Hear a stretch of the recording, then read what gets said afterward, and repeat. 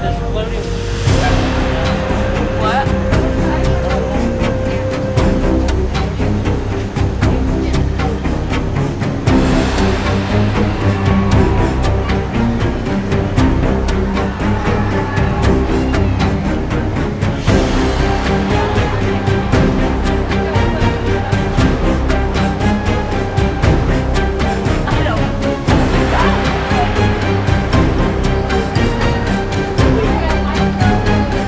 Buddy, join line for Kilimanjaro Safari.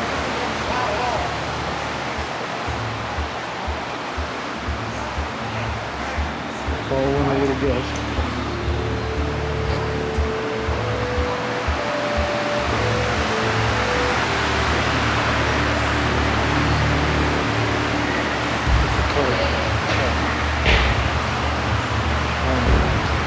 Anyway, Kilimanjaro Safari. Gonna go out on the savannah. Look at savannah. Not a whole lot going on here. It's kind of quiet. But let's see what there is.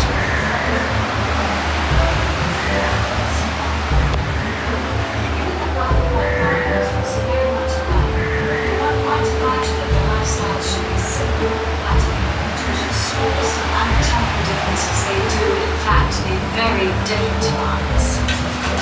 The black liner has a flexible pointy upper that adapts it to browsing on leaves and shrubs found in palm-based forest and bush country. The white liners on warm flatlet have adapted it to a life of grazing palm-based open grasslands. At first glance, it might appear that all zebras look alike. One seems no different from the other. In reality, no two are the same. Each zebra has its own unique sweat pattern, much like human fingerprints.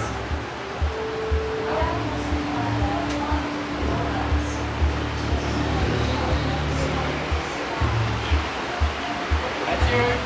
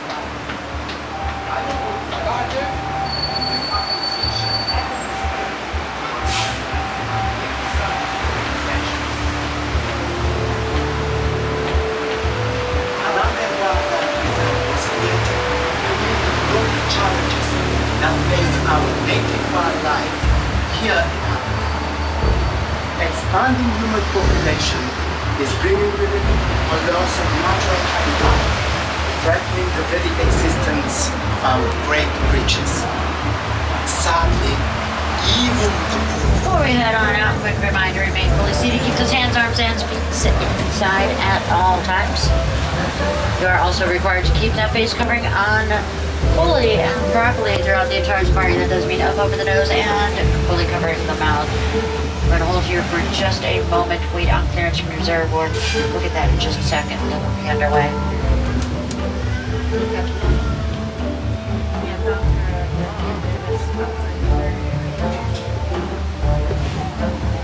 Alright, we've got clearance on Twin Day. Let's go.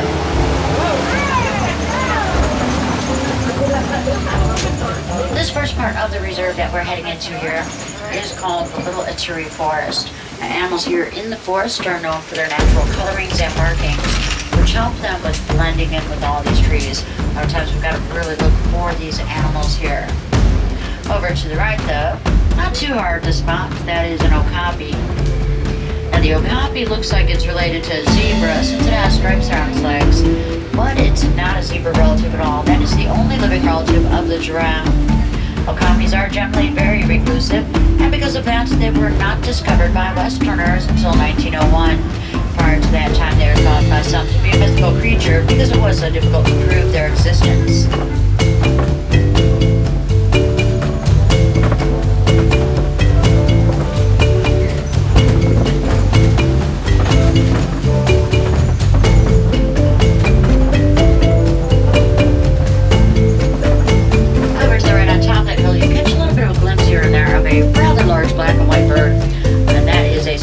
Stork. It stands about 5 feet tall, also has a wingspan of about 9 feet.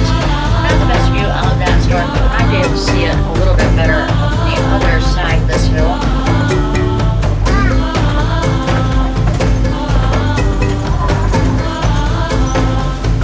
And it looks like some of the forest antelopes up ahead.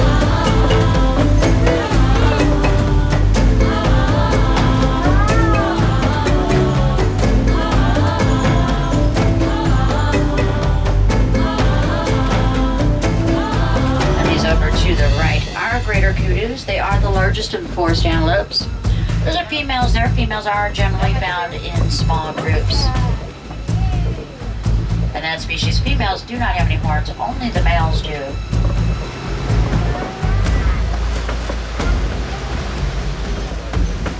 Over to the left on the hill there are bongos. Now with bongos, both the males and females do have horns. They do generally stay in very dense vegetation where they blend in so well with their surroundings. They can be so difficult to see sometimes that they burn themselves and nicknamed the ghost of the forest.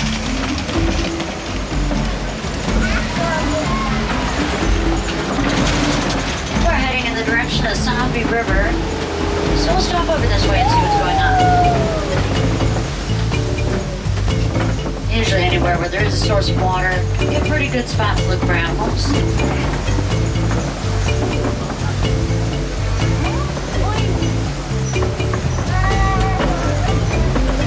Like a great spot to look for vultures. But also, you may notice there's a hippo right there. Hippos are amongst the largest and are the most dangerous animal in Africa. That's because they have incisors that reach lengths of 18 inches long. They will use those for defense. Hippos do generally stay submerged in water during the daytime to keep from overheating. And they're a nocturnal species, so night times when they would also come out of the banks and graze. You'll see more hippos in the water over this way. Now, even though hippos spend the majority of their life in the water, they don't actually seem to like to swim. They prefer to just walk along the bottoms and keep an eye out for any large shadows. They can hold their breath underwater for about 8 minutes at a time. And on the island there are pink-backed pelicans, the smallest of the pelican species. They're only pink during mating season, and it's just their skin that turns pink, not the feathers. Those birds are known for nesting in rather large colonies. It can go all the way up to about 500 pairs. All right, lots of vultures coming through here. Vultures, like other scavengers, do play very important roles in ecosystems. They help to clean up after all the other animals. And all these vultures that you're seeing right now come to visit every day and help clean up after the hippos.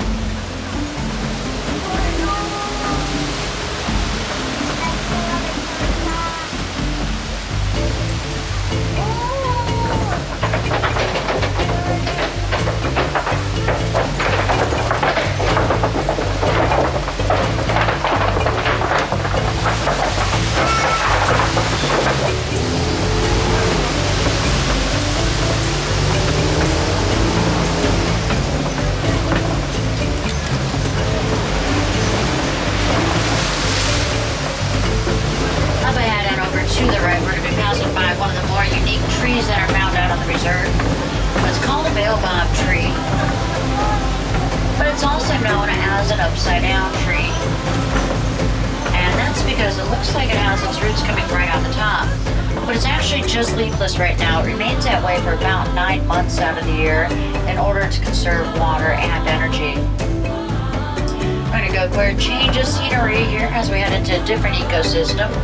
This is the savanna, or the grasslands of Africa. The savanna is home to some of Africa's most iconic species.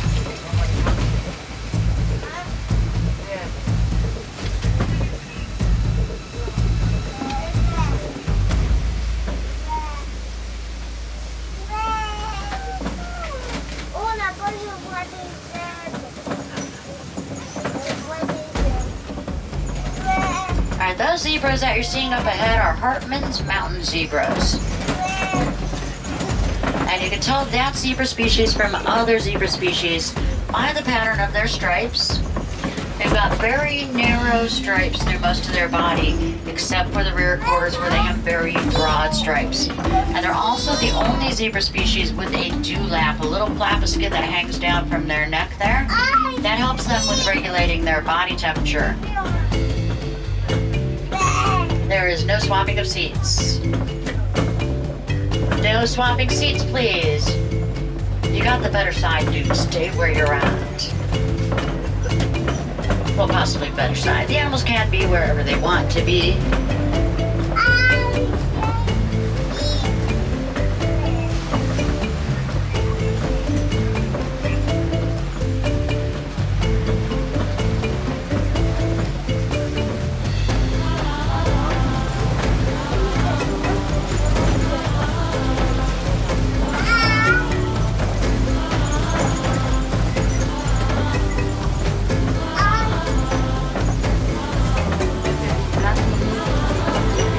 To the left, over in the corner there, you see a small herd of sable antelope. Very majestic looking species. They have horns that can reach lengths of up to 5 feet long.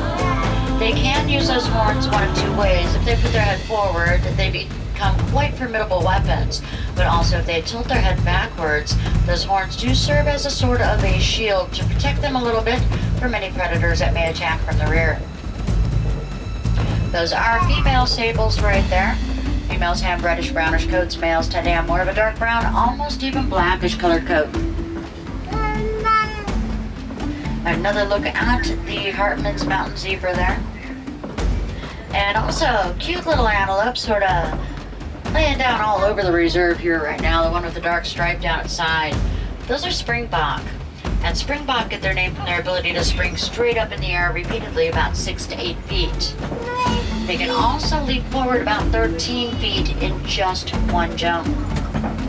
You notice a lot of towering structures all over the savanna. Those are termite mounds. They're home to millions of termites. Constructed out of a combination of dirt, dung, and saliva. They can be over 30 feet tall in some areas here in Africa. Wow. What? All right, now this tan-colored antelope that you see, we've got one right up ahead, over to the right and to the left. And then the one that's just to our left there by that hillside. Those are Patterson's eland. They're the largest of the antelope species. The two that are closest to us are females, and females only weigh about 1,250 pounds. That guy back there, he weighs about 2,000 pounds, also stands about 6 feet tall, measured from the shoulders on down. That does mean if he were next to this vehicle, he could actually look inside of it without too much difficulty. And the gray-colored herd there is the white-bearded wildebeest. Now, the wildebeest is one of the animals best known for its migration. Not every wildebeest herd does migrate. Out of those that do, though, it'll be about 1.5 million individuals, making a trek every year between about 500 to 1,000 miles. They do that just to follow the rain to get to greener grasses.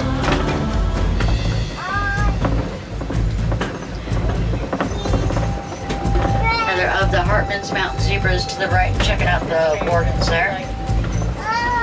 And a few more of those really adorable little springbok.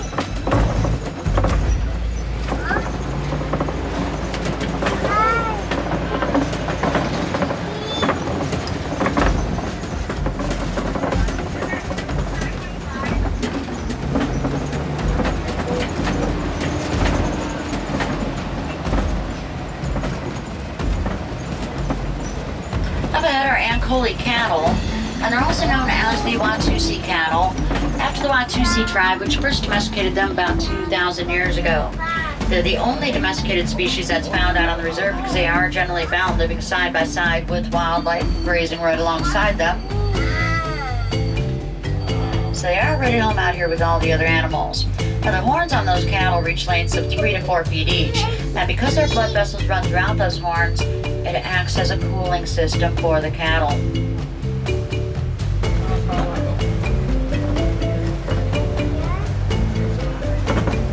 And these are Maasai giraffe right here.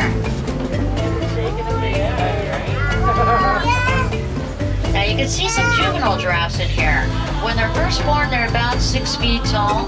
Fully grown adults are 18 to 20 feet tall. The juveniles is laying down back there. Not too often that you would see a giraffe laying down out in the wild. Not that there's anything wrong with it at all. But when they are laying down, their back is right there at ground level instead of being way high up in the air out of reach of most predators. Giraffes do have very good eyesight, and you take that and you combine that with that really good height, and it gives them an excellent advantage here. They can see everything going on out in the savannah, including seeing anything lurking in taller grasses.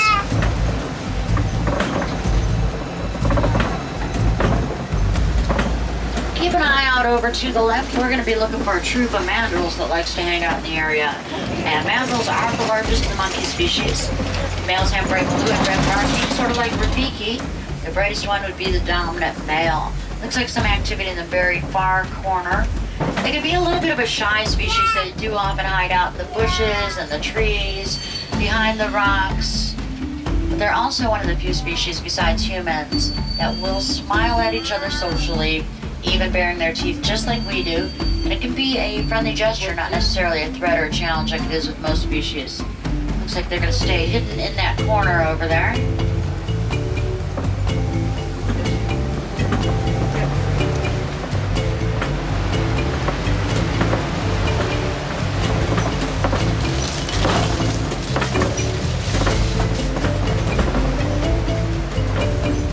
Look over to the right, all the way in the back. Notice the African elephant? Oh, yeah.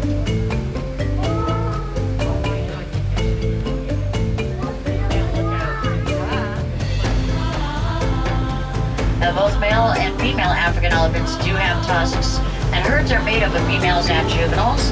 Males will typically leave the herd and they'll go out on their own by the time they're about 12 to 15 years old. Females stay with the herd for life. And the herd is led by the matriarch of the family, one of the eldest of the females. She's one of the ones that has all the knowledge and experience in the area, which she needs because she controls all the movements of the herd.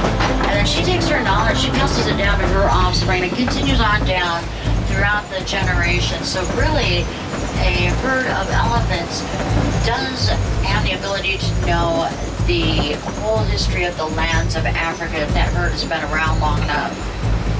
Now, a lot of times there'll be elephants hanging out right around this area. And one of the reasons why they come here is all of this. It's red clay, really important mineral supplement for them. Look at all these tusk marks that you see in the walls. They use their tusks to break off a piece, and then they eat it. Now, hopefully, those marks mean that there are elephants around still. In fact, you can see one way off in the distance over to the left. Just to the left is sort of a group of trees there. And looks like a better view right up ahead. Alright, we'll see how quickly we can get over that way.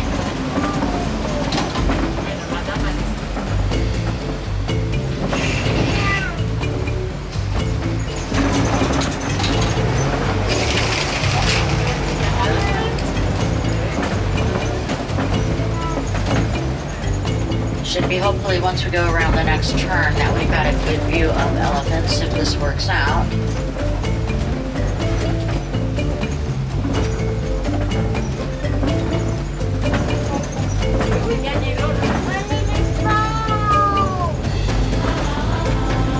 Notice a lot of dirt on these elephants. They do use dirt as a natural sunscreen. A lot of animals use either dirt or mud for that purpose. Looks like that one elephant is going to join the other one there. Those bushes are a little bit in the way. We're going to go around this pond here, take another look at those elephants. And also, these are greater flamingos.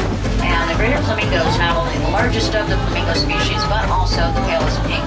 They get their color from their diet. They eat a lot of brine, shrimp, and other crustaceans, which are very high in beta-carotene. When they're first born, though, they're not pink at all. They are pale gray. It takes a couple of years of eating that brine shrimp before they get all of their pink color.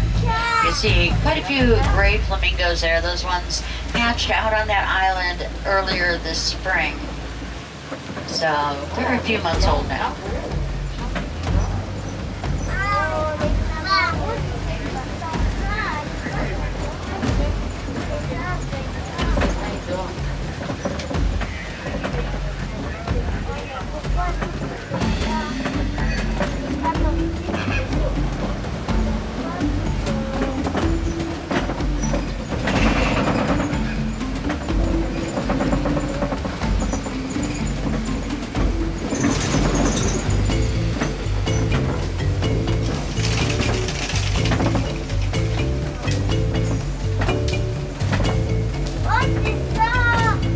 Just up ahead are scimitar horned oryx. Those are generally desert-dwelling species of animal.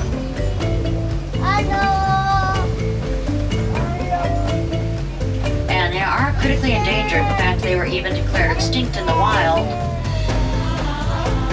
But a group of oryx were taken from various institutions and they were released out into the wild. And that herd is now starting to increase in numbers. So hopefully this means that they are slowly making a comeback.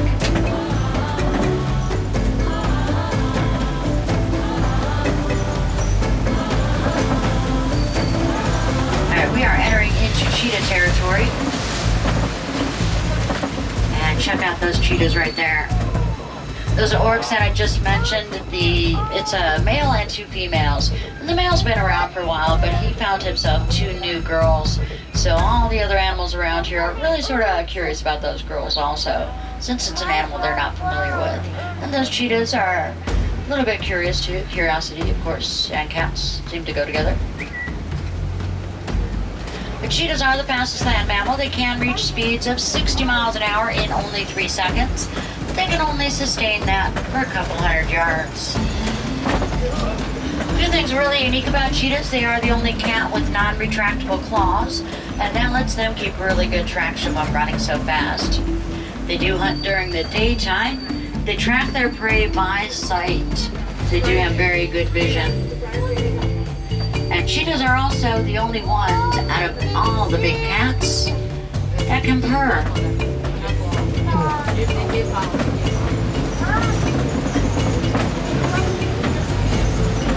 Just up ahead is what's known as Kobe Rock Formation, but I like to call that Pride Rock. Of course, for the Pride of Lions down there, you can see a lioness just going to the other side of those rocks. We're going to go over to that side too. That's a male lion that defends the territory and protects any cubs that there may be, while the females, the lionesses, are the ones that do the hunting at night. Now, lions are nocturnal, and just like domestic cats, they spend about 16 to 20 hours out of every day just laying around, resting and sleeping. Not usually a lot of activity until later on in the evenings. Alright, you can see that lioness right there.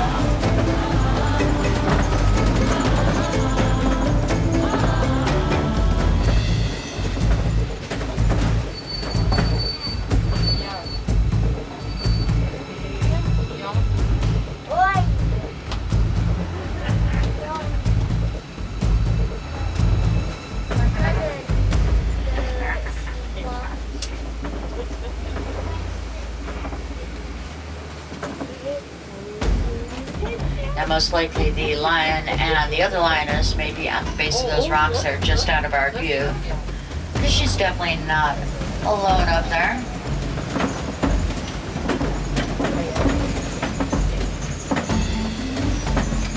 And keep an eye out for little family of warthogs here to the left. They're the largest of the burrowing animals. Look at all those burrows there. Now, whenever they're in their burrows, they're always going to be facing that opening. That way they can see what's going on outside. Let's also put those tusks right there at that opening, just in case you get any unwanted visitors. There's a warthog that's laying down straight on back. It's actually 2 warthogs there. Just look between the trees for the hairy-looking rock with tusks.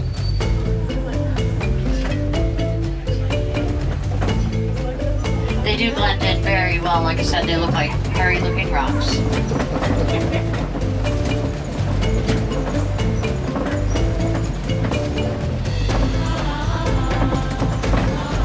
There are some ostrich eggs underneath the tree on the right. Each egg weighs about 3 pounds. You put about 2 dozen chicken eggs.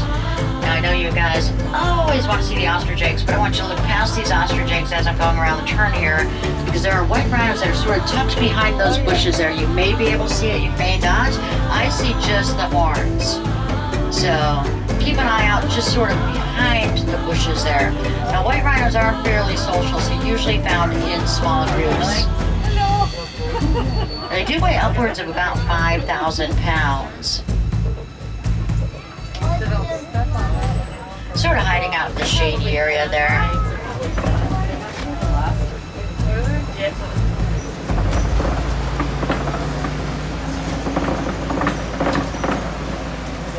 Now, we didn't get the best review of those rhinos, but they actually can't see us clearly at all either, because rhinos have very poor vision and can only see clearly a few feet in front of them. So we're too far from them for them to have been able to see us clearly, even if the bushes weren't in the way. But rhinos have excellent hearing and also very keen sense of smell. That's how they're going to know what's going on around them.